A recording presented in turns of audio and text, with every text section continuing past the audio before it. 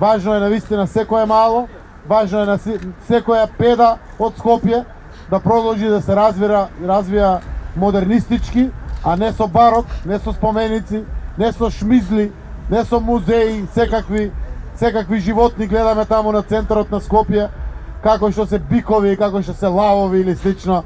Важно е да се развива за граѓаните, за живиот народ, за младите луѓе, да ни останат тука да работат.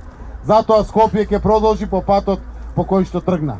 А овој пат, јас сум убеден дека ќе победиме овде во центар со повеќе од 5000 гласа. И за вашиот иден градоначалник Горан Герасимовски и за Петре Шилегов. Затоа што имате добри луѓе за кандидати, луѓе кои што се добро упатени, добро поврзани и со централната власт, ги знаат во детали сите проблеми, имат големи дела позади себе. Еве ова навистина големо здание го дига материјалната вредност на имотот на цело Крњево, на сите жители кои што се овде, го менува животот, го европеизира животот и тоа е само најголемиот доказ колку сме ние поразлични од нив.